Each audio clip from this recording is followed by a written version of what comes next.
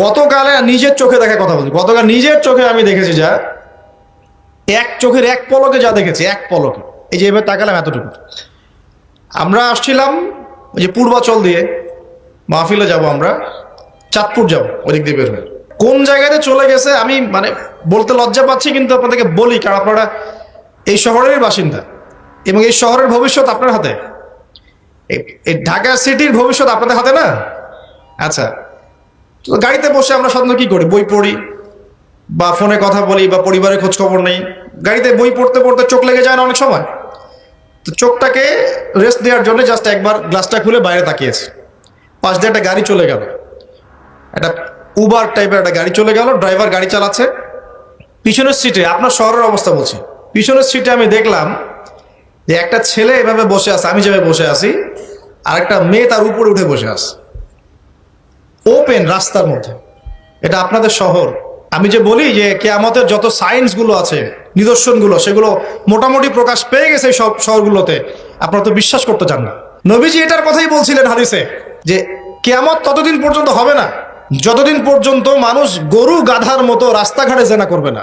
স্পষ্ট হাদিস আছে, কিয়ামত ততদিন পর্যন্ত হবে না যতদিন পর্যন্ত মানুষ গাধার মতো রাস্তাঘাটে জেনা করবে না। এগুলো জেনা না? জেনা মানে কি শুধু ওই সেক্সুয়াল শারীরিক সম্পর্কই জেনা? দেখেন, ফ্ল্যাটে ফ্ল্যাটে জেনা হচ্ছে এখন, ফ্ল্যাটে ফ্ল্যাটে জেনা, মাদকদ্রব্য সেবন করছে, ধনীর দুলাল, কোনো খবর নাই। একটা অসুস্থ প্রজন্ম তৈরি করছে আমরা, জানেন? এই প্রজন্মের ছেলেরা নাস্তা করে 12টা-1টার দিকে, দুপুরে এদের রাত হয় 12টা-1টা পর্যন্ত, ঘোরাফেরা করে, ফজরের নামাজের সময় ঘুমায়। ফজর নামাজটা পড়ে ঘুমায় না, কিন্তু ফজর নামাজের সময় ঘুমায়। উঠে দেখবেন 12টা-1টায় নাস্তা করে, 12টা-1টার দিকে। এরা সালাম দিতে লজ্জাবোধ করে, এরা সালাম দিতে লজ্জা পায়, পিতাকে সালাম দিতে লজ্জা পায়। হ্যাঁ, টাকটুর উপরে কাপড়, দাড়ি রাখা এদের কাছে মনে হয় ব্যাকডেটেড থিঙ্কিংস। হ্যাঁ, এরা পাপকে পাপ মনে করে না, মাদককে এরা স্বাভাবিক মনে করে, জেনাটাকে স্বাভাবিক মনে করে। ফ্রি মিক্সিং, জেনাটা খুব স্বাভাবিক, বয়ফ্রেন্ড গার্লফ্রেন্ড খুব স্বাভাবিক বিষয়, ঠিক আছে? বাপের টাকা পয়সা থাকলে এগুলো নিয়ে বন্ধুদের সাথে মজ মাস্তি করাটাকে এটা ফ্যাশন মনে করে, টাকা উড়িয়ে দেখে ফ্যাশন মনে করে। ওই টাকা পয়সা কামাই করতে পিতাদের কত কষ্ট হয়েছে ওরা জানে না, পিতারা জানে। এই প্রজন্মের মেয়েরা দেখবেন পর্দাটাকে ব্যাকডেটেড থিঙ্কিংস মনে করে, চুল খোলা রেখে গেঞ্জি টি শার্ট পরে বাইরে ঘুরতে যারা পরিমাণ লজ্জাবোধ কাজ করে না, যারা পরিমাণ না। বিভিন্ন অকেশন আসলে দেখবেন মোমবাতি জ্বালিয়ে অগ্নি পূজা শুরু করে দেয়। হ্যাঁ, এবং কোনো কোনো ক্ষেত্রে সংস্কৃতির নামে এমন কিছু শিরকি কাজ করে যেগুলোর সাথে ইসলামের কোনো সম্পর্ক নেই। এরা জীবনে প্রতিষ্ঠিত হওয়াকে, বাইরে একটা ডিগ্রি সার্টিফিকেটকে নাজাতের ওসিলা মনে করে ফেলে। নামাজ, রোজা, হজ, জাকাত, ইসলামিক কালচারগুলা তাদের কাছে মনে হয় এগুলো শেষ বয়সের কাজ, এই বয়সে করার দরকার নেই। আমরা একটা অসুস্থ প্রজন্ম তৈরি করে যাচ্ছি। আপনি সালাম দিয়ে দেখেন উত্তর দেয় না, সালাম দিলে সাই বোধ করে, সালাম দিতে মনে হেড হয়ে যাচ্ছে মাথাটা। কি লজ্জা, সালাম দিতে কি লজ্জা। দেখবেন হ্যালো হাউ আর ইউ, পশ্চিমারা যা যা করে হুবাহু ওদের কাটপেস্টে লাইফ লিড করে, জুমার নামাজও ঠিক মতো পড়তে যায় না।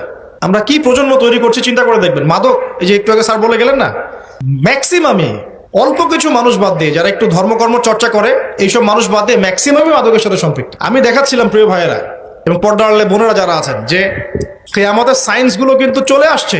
এখন এই প্রজন্মের দায়িত্ব কিন্তু আপনার হাতে। এই প্রজন্মের দায়িত্ব কার হাতে বলেন? এই শহরের দায়িত্ব কার হাতে? শুধু কি আলেম ওলামার হাতে? শুধু কি প্রশাসনের হাতে? এই শহরকে আপনি পাপমুক্ত করবেন কিভাবে? আপনাদের আমাদের কোনো ভূমিকা নাই?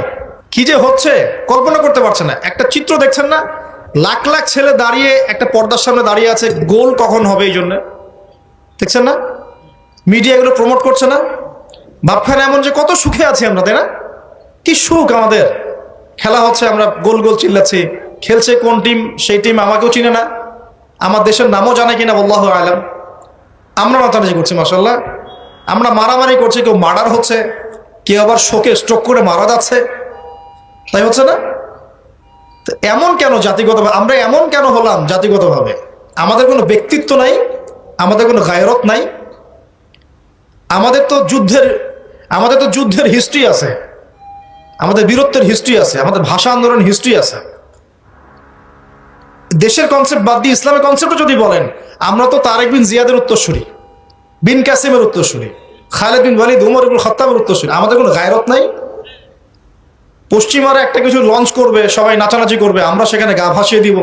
কিছু কিছু মুসলিম কান্ট্রি ওগুলোতে জয়েন হবে, আমরা মনে করবো এটা হালাল হয়ে গেল।